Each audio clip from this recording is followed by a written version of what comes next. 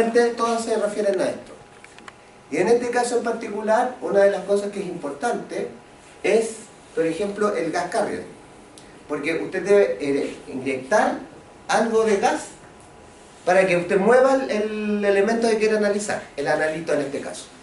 Entonces lo que yo utilizo es un gas carrier, que normalmente es un gas neutro.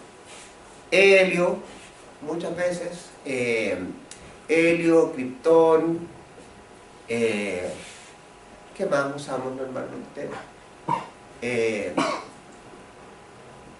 Y que son básicamente los dos que se utilizan. No, yo no, para algunos análisis muy específicos se usa nitrógeno, para algunos muy específicos, pero no todos, porque igual el nitrógeno puede interferir con alguno de los otros elementos. Normalmente uno utiliza gases nobles. Y normalmente helio. La mayoría, el 99% helio, uso criptón o utilizo otro gas noble cuando tengo compuestos de la familia de los hidrógenos. Porque esos son más delicados y como en el fondo el gas que yo estoy utilizando es un derivado del hidrógeno, entonces no lo puede ver. Cuando necesito analizar el hidrógeno tengo que usar criptón. Son como las características. Entonces, este tipo de variables me tiene que reportar la presión, el flujo del gas carrier y todo lo demás para que yo verifique que tenga un control de calidad de lo que estoy midiendo. Entonces, acá sí que tengo comandos específicos, muchos. Muchos. Por ejemplo, un analizador convencional, por ejemplo, uno de los analizadores que, vamos a seguir con el caso de Quintero Puchuncaví, por ejemplo, en el grupo AES Gener, pues yo trabajaba en la mantención de esos equipos en particular. Hay analizadores de dióxido de azufre, de monóxido de carbono, de metano, y bueno, pues material particulado y esas otras cosas, pero en gases, básicamente, esos que son los que efectivamente la planta indica que debería, o sea, la solución de calificación ambiental dice que debe medir. ¿Por qué se produce el problema? Porque todos miden lo mismo. Pero nadie mide la reacción entre una compañía y otra. Porque si usted le pregunta a la gente de NAP, la gente de NAP va a decir que cumple la norma. Si va a donde Gasmar, Gasmar también le va a decir que cumple la norma. Si va a Oxiquim, Oxiquim también le va a decir que cumple la norma. El problema es que cuando usted tiene compuestos orgánicos volátiles que están emanando desde Gasmar, que ahora efectivamente, tal como yo había dicho originalmente que era Gasmar el culpable, ahora sí es el culpable. Prefiero echar la culpa de NAP, y NAP no puede ser. Y Oxiquim, que debería salir en estos días también.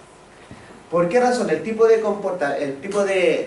contaminante, que era isopropanol y isopropano, y compuestos orgánicos volátiles policíclicos, se producen solamente cuando tengo benceno, azufre y algún compuesto de algún nitrito.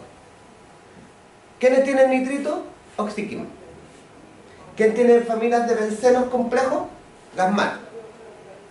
¿Y qué tiene ácido sulfúrico para tirar la chuña? Bueno, ahí podemos repartirlo entre Codelco, Ventana o el antiguo Enami, y el parque de 4 termoeléctricos que tiene el grupo de General. Y ahí tiene la tormenta perfecta. ¿Alguien faltó la ley medioambiental? Ninguno. Y por eso cuando hubo que medir, no había con qué querer medir, pues. Y además porque son súper inoperantes, porque con el laboratorio de química que tenemos acá en la universidad podríamos medir todos los compuestos que ellos tenían. Y de hecho por eso la Félix Santa María fue y los midió. Porque no le sirve un analizador de ese tipo. Tiene que utilizar un cromatógrafo. Porque los cromatógrafos permiten que usted no solamente mida un elemento, sino que mida 36 tipos de gases distintos, 900 tipos de gases distintos, millones de gases distintos. Eso va a depender de la tecnología que usted tenga, pero no uno. Yo tengo que medir las reacciones. Eso es lo importante. Entonces efectivamente aquí es donde me encuentro cuando tengo sistemas de muy alto nivel, por ejemplo como los flujómetros de efectos de Coriolis, o como por ejemplo los espectrómetros, los fotómetros, ellos normalmente tienen sistemas que son específicos. ¿Y por qué son tan específicos? Porque de hecho la vendida de Pomá que te da, la compañía es esa diferenciación. Por ejemplo, en el caso de un cromatógrafo de ABB se demora aproximadamente 1 minuto en analizar 30 componentes. Un cromatógrafo de COSA, que es otra marca, mide 120 elementos derivados de los bencenos o de los alcoholes o de la familia de los petróleos en 1 minuto. Hay otros, por ejemplo, Yokogawa mide 36, pero en 125 milisegundos. Entonces, finalmente, esas son las diferencias. Eso es lo que hablamos con las especificaciones del dispositivo. ¿Cuántos gases? ¿De qué tipo? ¿De qué familia? ¿Con qué velocidad? Eso es cuando hablamos de comandos específicos. Y cuando hablamos de comandos para familias de dispositivos, estos son todos aquellos que son genéricos.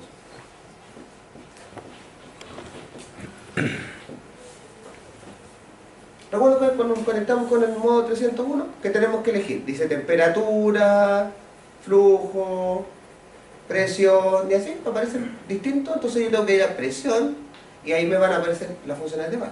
Si voy a temperatura, aunque yo no esté conectado a un equipo de temperatura, me va a entregar los valores de una temperatura. A eso es lo que llamamos familia de dispositivos. Nos referimos a los equipos que son de tipo genérico.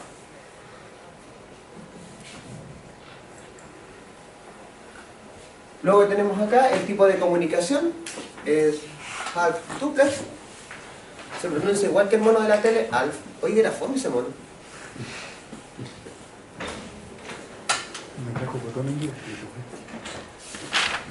Y eso quiere decir que, y era lo que hablábamos, que por eso estamos hablando que no es bidireccional. Lo que aquí tiene usted es una petición que va en una dirección y una respuesta que viene en la dirección contraria, pero no es un bidireccional el protocolo. Es half duplex. Respuesta sobre pregunta. El equipo no puede enviarle una información si que usted no la solicita antes. A eso se refiere. Y eso hace diferente a este protocolo de todos los otros protocolos estandarizados. Y este método, el método BART, se usa para enviar digitalmente solo una variable, tal como una variable de proceso. Eso, la verdad, la cosa es que yo lo he visto en una sola ocasión instalado y lo que hice fue cambiarlo. Les voy a explicar por qué, pero en la próxima exposición. Acá, por ejemplo, lo que nosotros estamos haciendo normalmente ahora para poder trabajar con los equipos, donde agregamos esto, la resistencia, la fuente de poder, aquí tenemos el equipo y aquí colgamos nuestro comunicador HART. Acá tenemos, por ejemplo, una topología multipunto. Esto es cuando están en modo burst o BART.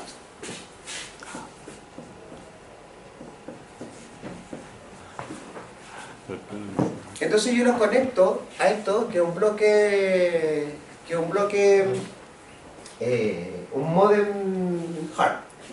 Y esto envía la información en Modbus.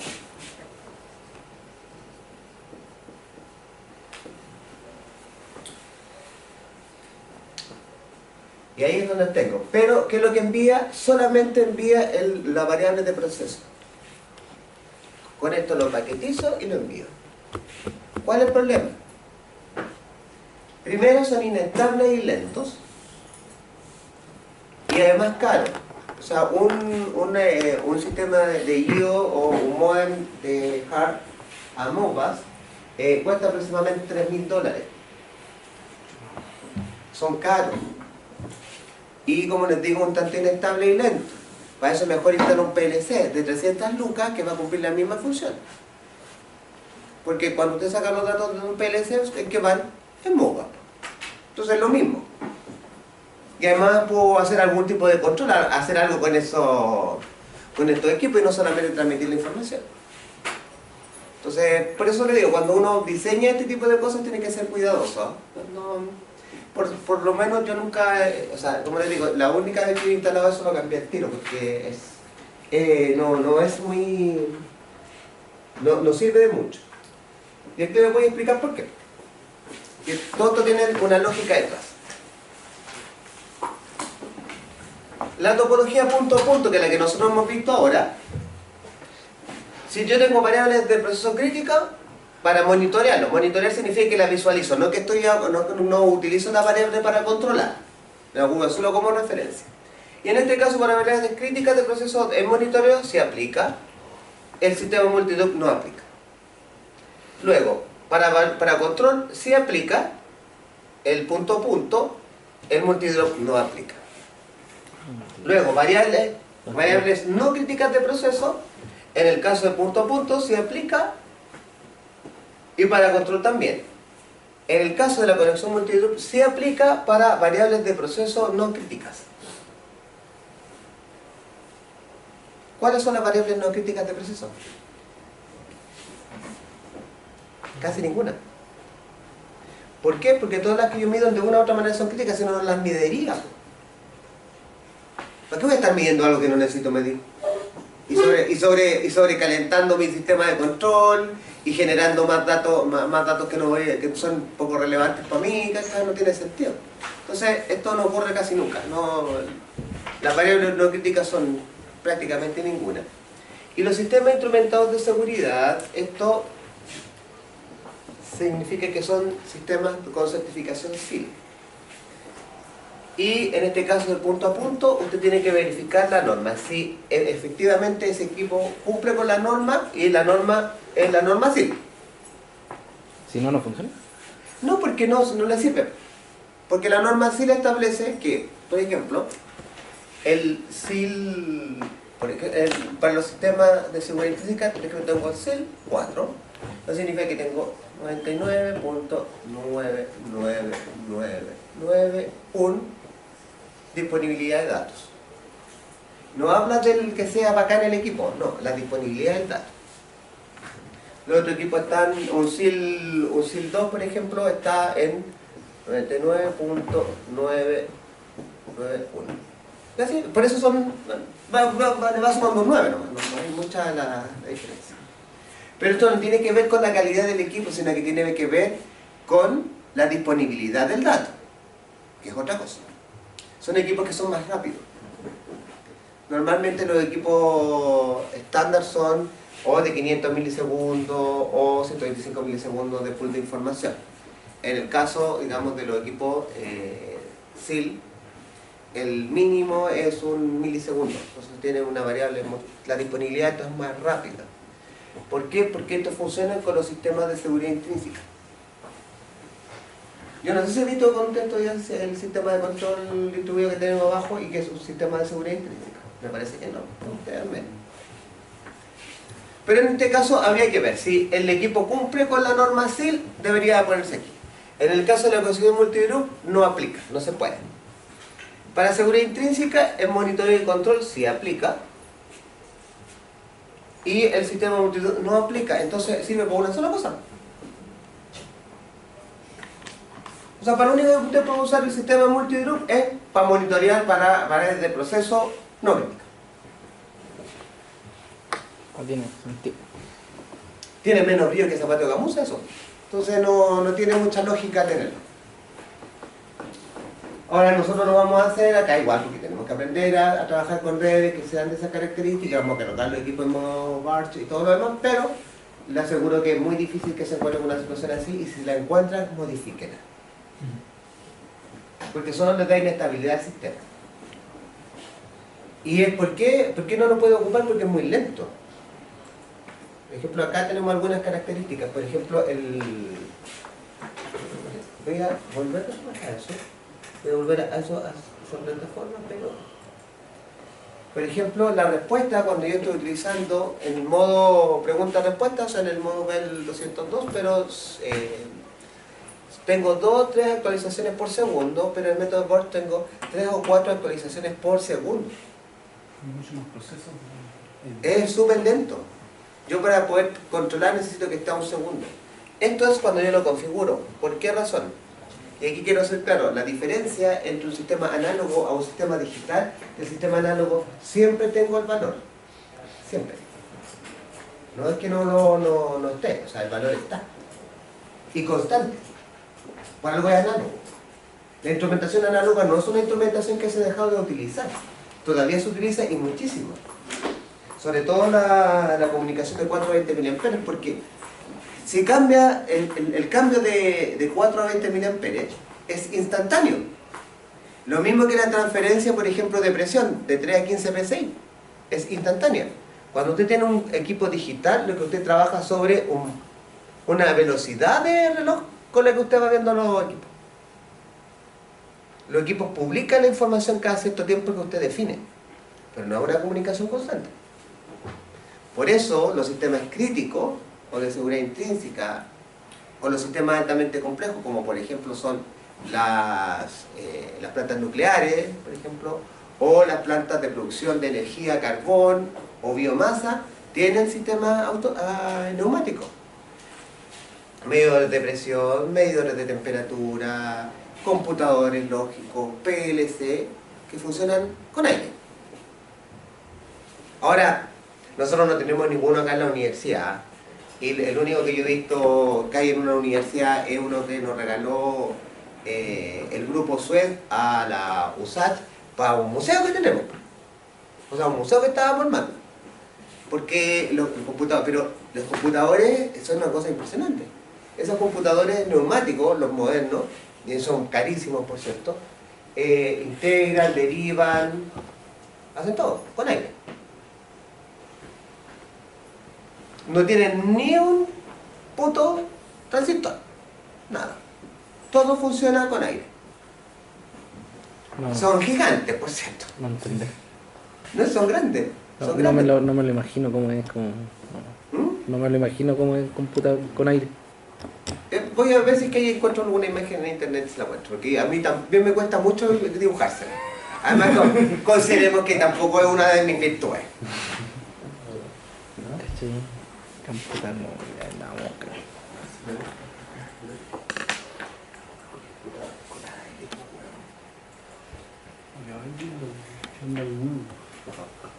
Ok, ¿cómo funciona esto? ¿O cuáles son las características del protocolo como tal? El control por control de bits, lo que yo les decía. ¿Se acuerdan que les decía que cada vez que se hacía contaban los bits de lo que tú habías realizado? A eso se refiere. Eso es lo que así es el control que tiene. El control que tiene es que si efectivamente está o no está, se modificó o no se modificó, está hasta aquí.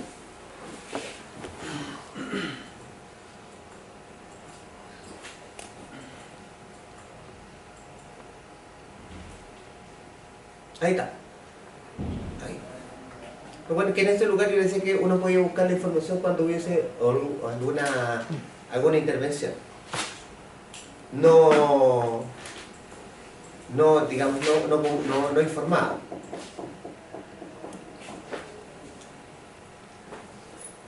¿Transmisión asíncrona? Sí. ¿Por qué asíncrona?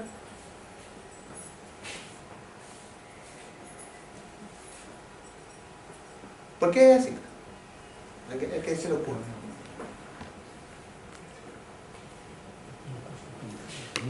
Porque va a Es mirar. asíncrona porque usted no tiene, porque usted le pregunta y le responde. No existe una sincronía, no es algo habitual. Eso es lo único que tiene. Porque para que usted tenga un sistema sincrónico, significa que tiene un pool donde constantemente o regularmente una frecuencia determinada y predefinida usted se conecta y se desconecta del equipo. En este caso no, usted se va a conectar cuando lo va a ocupar.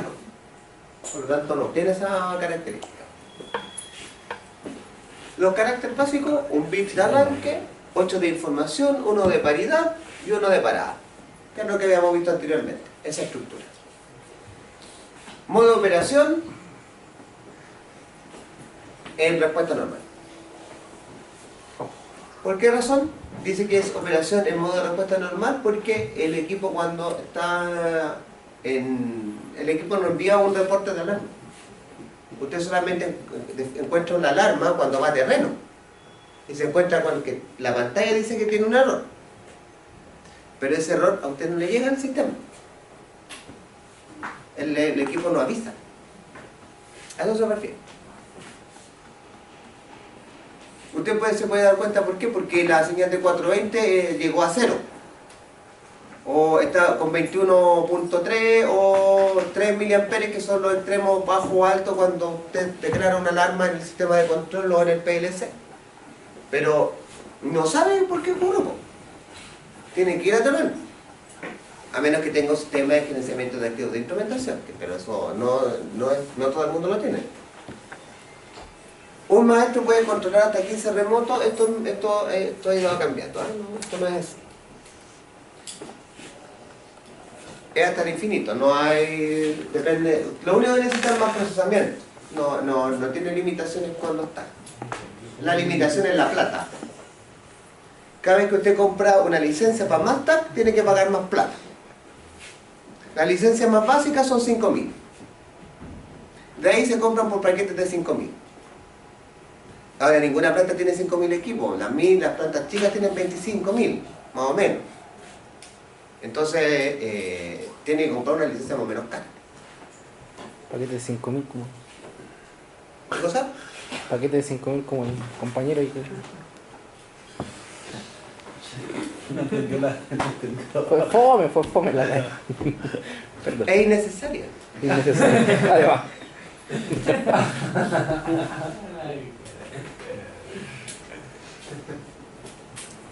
Permite hasta 250 barreles para los dispositivos de campo. Sí, eso sí no se ha modificado. Esto de la distancia, olvídelo. Aquí alguien busque cuánto es la pérdida por kilómetro de un cable trenzado, hablo de G24. Búsquelo en su teléfono. No, pues, Y quiero mostrarles algo, porque hay un error, yo no sé por qué. Bueno, porque puedo estar de acuerdo con los errores conceptuales, o sea, no estoy de acuerdo con los errores conceptuales que tiene el señor Sole, pero claramente aquí hay un error. la pérdida. Claro, porque si son 3.000 metros, La sección es muy reducida. nunca voy a tener esos 400.000 igual. Es imposible. Si la resistencia de esto debe ser como, no sé, debe ser cerca de 200 o 300 ohms por lo menos. Por muy bajo que sea. ¿Cómo se conoce? ¿Pérdida de qué? Pero no, por la resistencia del cable. De 1 kilómetro de cable. Eso viene en los datos chicos.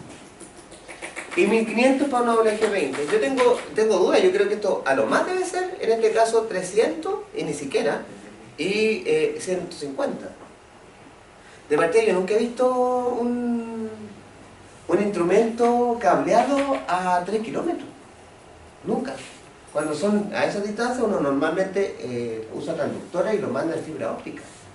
Pero yo nunca he visto un equipo, o utiliza equipo inalámbrico. Pero ya sea Nisa 100, radiales, Wallace Hart, como sea. Pero yo nunca he visto en los años que he trabajado un equipo que esté a 3.000 metros. De verdad. Así que eso lo vamos a deducir ahora, pero no se lo voy a preguntar. El tipo de modulación que ya hablamos, ¿cuál era? 85. ¿Cuánto? 85. 85 metros, 3.000 metros. Por kilómetro. Ah, no, entre 1.000 metros son por 3 kilómetros. ¿Cuánto? Son por 3, en 85 son por en 1 kilómetro. Por metro. De 0 kilómetros dice. Y son 3 kilómetros. Entonces, ¿cuánto es? Son 85. Por 3, ¿no? Sí. Hasta 20 24, metros. 255. 255. 255. 255. Sí. Ahí. Adiós con mi cálculo. Si yo no puedo tener una diferencia de más de 1, entonces no es real. Por eso le digo, pero yo creo que yo creo que no creo que el profesor se haya equivocado en esto. Yo creo que sencillamente está mal escrito. No deberían ser más de 30 metros. Yo nunca he visto un equipo tan a esas distancias. Porque no se puede. A menos que no se tenga cables de plata. Porque no tenga resistencia. Lo que por cierto encarecería mucho las cosas. Ahí sí que se robarían los cables. El medio de transmisión, en este caso par trenzado, ¿Cómo que no? y dice y el lazo de control de 420p, no, esto es par trenzado para el lazo ahí. con un lazo de corriente de 420 mA. Siempre es par transversal.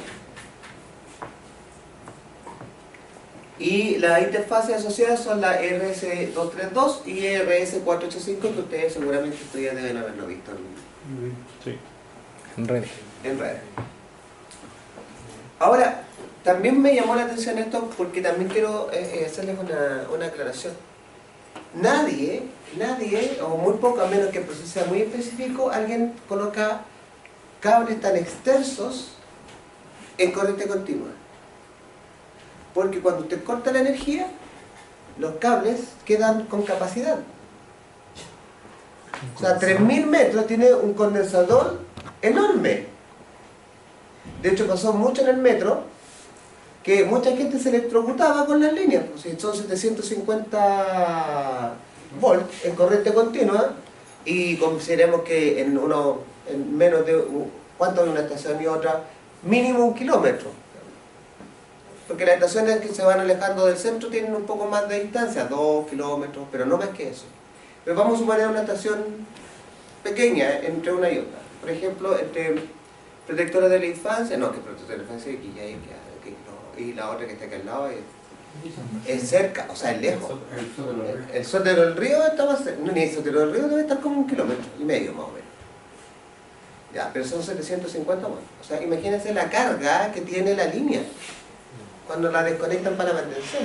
Sí, por eso tienen un sistema especial que les ponen una línea para descargarla. Se provoca un cortocircuito y se coloca una lámpara una lámpara piloto. Sí, una lámpara piloto. Tuve que descender a las líneas de Claro, para eso, para que se produzca una descarga y una descarga controlada. Porque si no también provoca un cortocircuito. Entonces tiene que tener, en el fondo lo que usted pone en paralelo es un consumo. Pero eso es lo que ocurre, por eso, ojo con esto, muchas veces revisen bien los datos que están en los libros, no siempre son tan certeros. Profesor, pero ahí el tema, al ser un par trenzado y estar apantallado, esa carga no se descarga, valga la redundancia. No, porque el apantallado... ¿Se supone que inhibe esa condensación, ese efecto condensador? No. ¿No? el trenzado cumple la... No, el par trenzado lo único que hace es que va trenzado nomás. Va eliminando el ruido también. Claro, y el apantallado es para que elimine el ruido eléctrico. Pero la capacidad no cambia, porque la capacidad es un fenómeno físico. Usted no puede cambiar la física. Ahí me suenan las bajas. Ese es el tema. ¿Qué es electrónico? Entonces, por eso, como les digo yo, ahí tengo serias dudas de cómo está eso configurado. ¿Electrónico? Ok. ¿Teoría electrónica?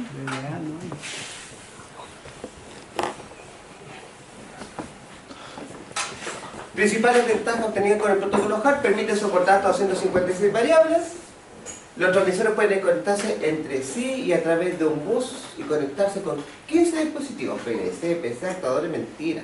Los transmisores pueden conectarse infinitamente y con lo que sea.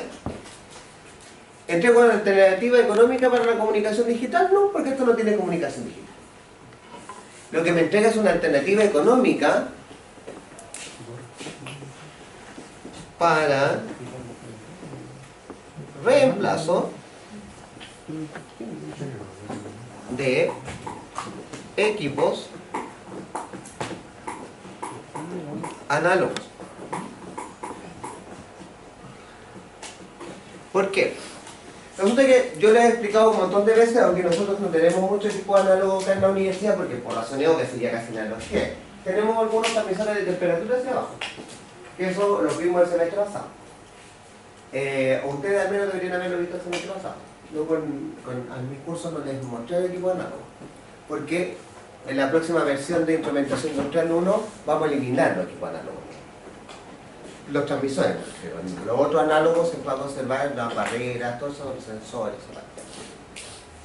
Ahora, lo que entrega esto es una alternativa económica para el reemplazo de equipos análogos. ¿Por qué razón? Si ustedes vieron, cuando nosotros estábamos configurando los equipos, podíamos configurarlos en distintos rangos y los de temperatura con distintos sensores. Eso significa que si usted tenía antes 50 equipos en bodega, ahora tiene 5. porque un mismo equipo sirve un montón de cosas. De partida, con un equipo de presión diferencial puede medir flujo, medir presión diferencial, puede medir nivel, puede medir presión manométrica y presión absoluta con un solo equipo.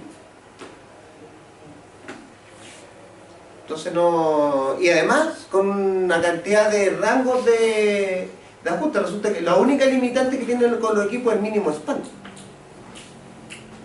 Entonces mientras esté dentro de ese rango, usted puede utilizar el equipo de menos 6.000 a 6.000 PSI y el span mínimo son 20 PSI. Entonces imagínense la cantidad de configuraciones que le permite eso. Y eso altera cada equipo, mira, un rango, nada más. Entonces ahora con un equipo puede suplir 20 equipos de los otros. Y es por eso que los equipos son más baratos, porque son más flexibles, ¿no? Esa es la jugada que tuvo Hart, es eso. Que con un mismo equipo yo puedo reemplazar varios procesos, porque efectivamente son un poco comodín, por lo tanto pueden ir de un lado a otro. Ahora, esto de que, dice, implica un ahorro considerable en material eléctrico en las instalaciones multipuntos. Ya sabemos que no usamos instalaciones multipuntos. Y además que tampoco significa un ahorro. Porque igual tiene que tener un cable UTP. Si vamos a meter en Modbus, y el cable UTP en Modbus es tan caro como cablear con par tensado. Si el par tensado usted lo compra, puede comprar a 50 para el tiro. De hecho, así llegan los equipos. Hasta 120, 300. Una cacha de cable. Así que en ese sentido no es así. ¿Qué? Estoy pelando cable. Dice, ahora lo que lo que me interesa también de esto dice, si bien Hart cumple con el requerimiento de seguridad intrínseca y logra una cantidad aceptable de interoperabilidad, más de lo que la mayoría cree, ¿quién es la mayoría? Señor que suele, así, que se pega terrible carril. Porque usted supone que yo creo que son menos de lo que él piensa. Que este señor nunca ha ido a terreno. No, lo que la gracia que tiene esto es que es interoperable. Y no es 100% interoperable. Es tan interoperable que usted puede comunicarse igual como genérico. Es decir, en una misma red puede tener todas las marcas que se le ocurran, incluyendo una china que no tiene ni driver. Como los BM que tenemos acá de nivel. Que los compramos así de chino por la misma razón. Para tener un equipo que nunca tuvieron driver. Y no lo tiene. Lo hemos pedido un montón de veces y siempre los chinos se hacen de eso. No, y tenemos harto. Fíjense que tenemos 5 por cada campus de INACAP, que son hartos, por 26 campus, y que normalmente lo estamos renovando porque la medida que se van rompiendo, ya dejan de funcionar su vida útil, compramos los mismos también. Porque queremos tener un equipo que no tenga reglas, pero aún así preguntamos siempre. No todos los años preguntamos. Pero un poco para reírnos de los chinos más que otra cosa. Porque sabemos que no lo van a hacer, pues si no les sale muy caro. No les digo que eso de que el protocolo es gratuito es una pura mula, ¿no? Si los equipos son enfermos baratos, los equipos cuestan como 100 lucas. Un transmisor de temperatura de esos chiquititos que tenemos nosotros cuesta 300. O sea, imagínate lo barato que es. Y los otros equipos cuestan 750 lucas o 1.000 o menos. Los equipos de presión, bueno, los ISA 100 y eso ya son otros, estamos hablando de otras cosas. Esto no se los voy a preguntar, porque no tiene ningún sentido que se lo aprendan. Porque esto lo van a ver solamente cuando... estos estándares los van a ver ustedes en redes industriales. Este no, pero este ya lo mismo. Pero todos los demás los va a ver en redes industriales. Y además porque cuando usted esté en terreno, créame que no... O sea, esto lo vamos a ver cuando los conectemos al PLC. Por ejemplo, el semestre pasado, los muchachos que estuvieron conmigo, nosotros aquí vimos el formato de coma flotante. ¿Por qué razón? Porque si usted va a configurar un equipo análogo y lo va a conectar a un PLC, debe meterlo en punto flotante. ¿Por qué razón? ¿Por qué razón? Ustedes que lo estudiaron. ¿Por qué uso punto flotante en un PLC?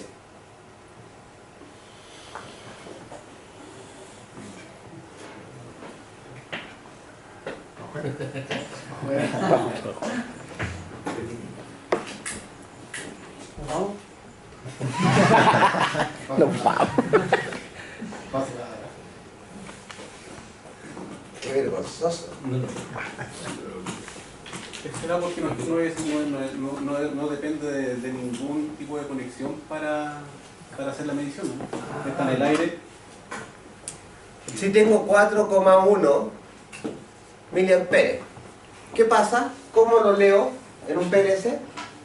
Si este tiene 8 bits, necesito 8 bits para el numeral y necesito 8 bits para el decimal. Y por eso se llama formato de coma flotante. Eso está. Porque para todas las otras funciones son binarias. 1 y 0 y sería. Pero este no, pues si todo está modulado en análogo. Por lo tanto, entre 4 y 5 miliamperes, ¿cuántos números tiene? Infinito. Por lo tanto, tiene que tener el decimal. Y por algo trabajamos con coma flotante o punto flotante. Así ya.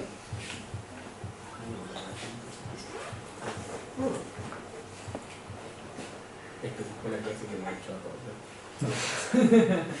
Claro, todos faltaron en esa clase, ¿cierto? Ninguno fue capaz de contestar.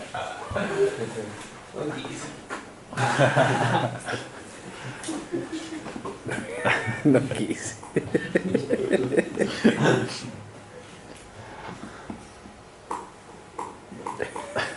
Eso, que no sé qué concluye este señor con eso. Mejor mirarle a uno.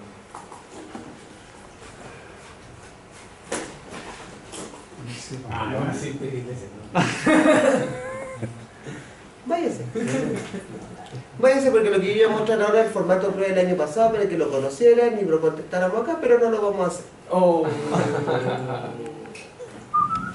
Porque tenemos un compañero que está muy apurado y resulta que ya son las 21:12 minutos y esta clase termina a las 21:30.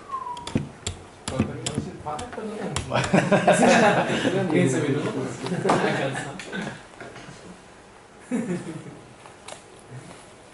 Una de las cosas que les voy a explicar para que no tengamos problemas con sus pruebas. Bueno, ustedes saben que en general yo no hago pruebas. O sea, de hecho, por mí que no existieran. Pero en esta prueba en particular, que es la primera que ustedes tienen,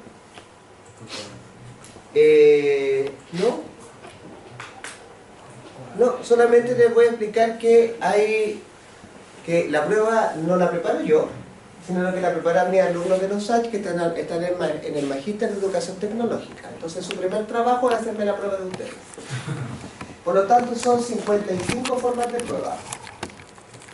Por eso tomamos la prueba aquí mismo. No nos vamos a hacer a más grande porque